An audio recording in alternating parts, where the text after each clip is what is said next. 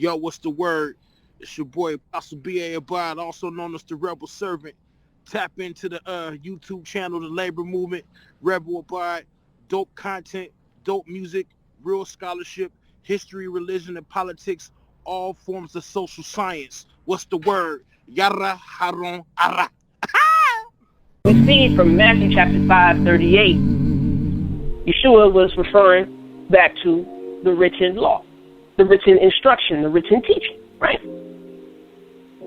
Right.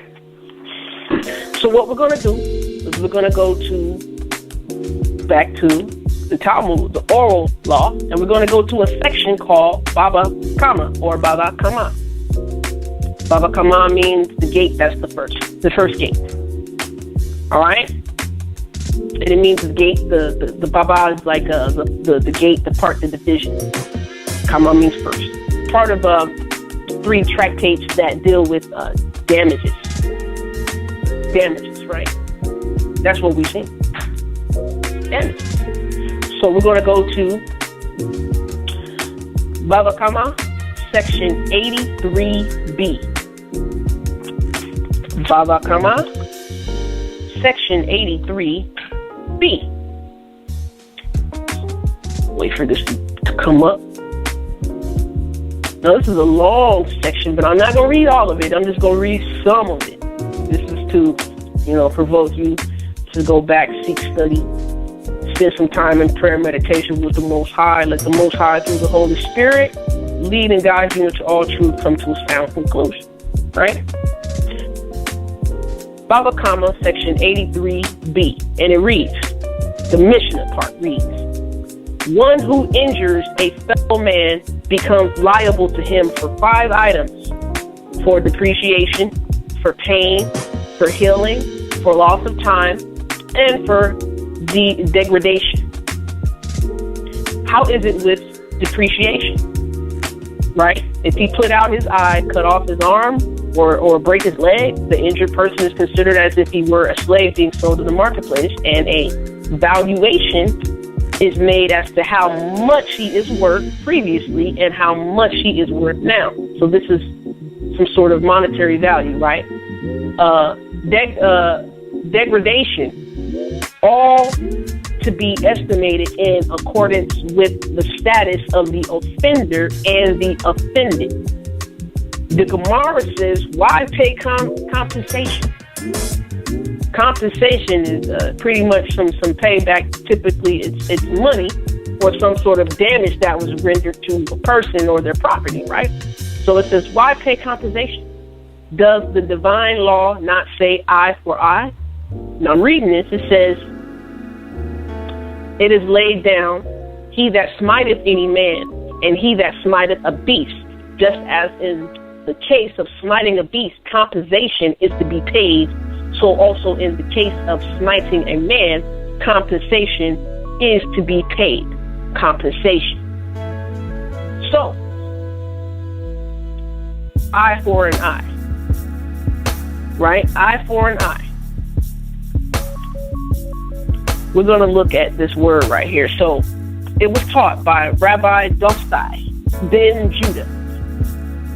Eye for eye means pecuniary compensation. Pecuniary. That means relating to or consisting of money. Money. Right? Money. Now, I'm also going to go into section 84A of the same tractate, Baba Kama. Section 84A. So, another Baraita taught. So this is another rabbi's teachings, and his name is Rabbi Simon ben Yohai. And he says, guess what? Eye for eye means pecuniary compensation of or relating to money. Right? The school of Rabbi Hia taught scripture says hand in hand, meaning an article which is given from hand to hand, which is, of course, money. Right? Which is, of course, money. All right? All right. So, with that being said, anything you want to add, BA, before we move any further? Because we're talking about money, and I think money actually catapults us into the next and final thing we're going to talk about here. Let's you want to go to verse 39? Verse 39 in what book, chapter, and verse? Matthew. Say that again? Matthew 5 and Matthew chapter 5. Want to go to the next verse? Well, let's see. Yeah, hold on. Let me preface. Yeah, go ahead. We're going to talk about turning the other cheek. Right, ABA, we're going to talk about turning the other cheek. Now, ABA, check this out. I know you've heard about what turn the other cheek means. I know what I've heard. I want to hear what you've heard in the streets, especially the internet streets, of what turn the other cheek means. What have you heard that it means? Allow somebody to abuse you. I've heard rhetoric. I can't trust so and so because he said turn the other cheek. I've heard a lot of rhetoric on that, and what you just brought out. Those who constantly speak against this teaching, they don't have a blue in the hell clue of what they're talking about based on what you just brought out so far. Wow. So far, right? So far, because we're going to elaborate here, you know. And I've heard also turn the other cheek means that Yeshua did away with self-defense. You know, I've heard it said that turn the other cheek means be a doormat for somebody and let them just pound on you, beat on you, and all this stuff, right? Yeah, I've heard that. I've heard that too. Yeah, we supposed to be like the celebrities who got, you know, in an unfortunate situation this past week, right? We supposed to just, you know, be like that and let people run all over us, right? All right. Yeah. So please, by all means, read Matthew chapter 5, verse 39. Yes, and it reads, "But I say unto you, that ye resist not evil, but whosoever smite thee on the right cheek, turn to him the other also." Read 40? Or just stop at 39? Yeah, you can read 40. You can read 40. "And if any man will sue thee at the law, and take away thy coat, let him have thy cloak also." All right. So we're going to go into talking about what turn the other cheek means. It's actually an idiom, right? And we're going to see what it's all about. Now, but before I say what I'm going to say about the tractate that gives more insight on it, this has to do with what's called lex talionis, or law of retaliation, right? Let's see. Let's have you read Matthew, BA, Matthew chapter 5, verses 40 to 44. Matthew chapter 5, verses 40 to 44. "If any man will sue thee at the law, and take away thy coat, let have thy cloak also." I'm sorry. "And whosoever shall compel thee to go a mile, go with him a twain. Give to him that asketh thee, and from him that would borrow of thee, turn not thou away. Ye have heard that it hath been said, that thou shalt love thy neighbor and hate thy enemy. But I say unto you, love your enemies, bless them that curse you, do good to them that hate you, and pray for them that despitefully use you and persecute you." Now, I want to say this. In the Greek, in verse 44, right? It actually says, "But I say to you, love your enemies and pray for those persecuting you." That's actually what it says. All right? In the actual Greek. So all the other added words, those come in the 12th century AD, 15th century AD, right?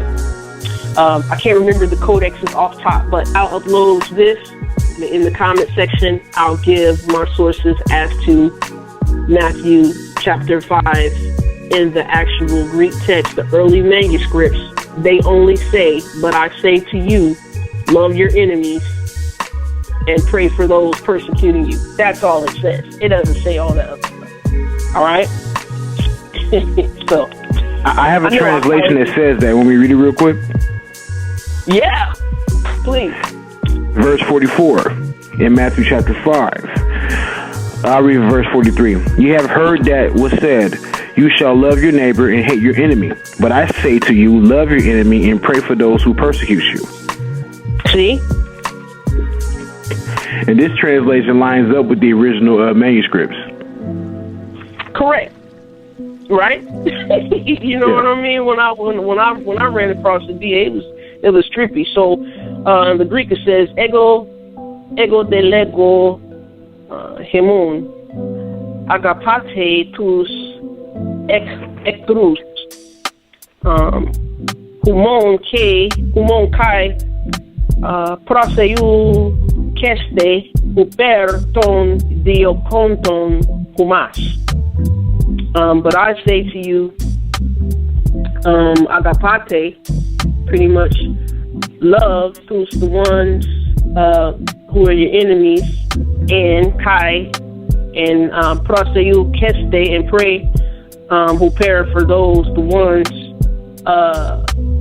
dioponton, persecuting humas, you. That's just a little bit of my beginners of biblical Greek, excuse me. All right. So, now, sometimes when I was looking this stuff up, BA, maybe verse 44 is probably or possibly against the sect of the Essenes, because the Essenes wrote something about hate all the sons of darkness. And maybe the sons of darkness are referring to non-Jews, right? It's pretty much out of the Dead Sea Scrolls.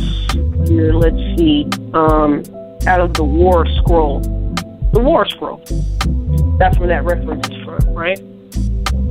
All right, so turn the other cheek, and the reason why Yeshua said this is because there's something called a prosbul, Prosbul. B.A., you ever heard of what a prosbul is? No, I'm not too familiar with that term. Okay, we're going to talk about it. But first, let's go to Baba Kama 90A. Baba Kama 90A, and we're going to look at this turn the other cheek stuff. Yeah, we're going to look at it. You know what I mean? In the Mishnah, it says, if a man boxes or pretty much strikes or slaps another man, he has to pay him a selah or a zuz, some sort of monetary recompensation. That selah, that zuz, is silver, right? Rabbi Judah, in the name of Rabbi Joseph, the Galilean, says that he has to pay him a money, another form of monetary compensation. If he smacks him on the face, he has to pay him 200 zuz. If he did it with the back of his hand, let me say that again. If he did it with the back of his hand, he has to pay him 400 zuz. If he pulls his ear, pull up his hair, spat on him so that the spittle reached him, removed his garment from upon him, uncovered the head of a woman in the marketplace, he must pay 400 zuz. Right? So, what this is saying, BA, is if, somebody's smiting you, turn the other cheek. Give them an opportunity to compensate you even more for the damages they have done, because you pretty much got embarrassed here from what I read, right? I got some more to read. What you think of that so far? Well, now that we're getting the full dose of what this concept means, or this turn the other cheek, what it means. Does it sound like Christ was telling people, or did away with the defending yourself? It seems like he's rubbing. It seems like he's rubbing the teaching in the face. It sounds like he's kind of being a smart aleck in a way toward the leadership or the powers that he's dealing with. That he has a war of words with from time to time.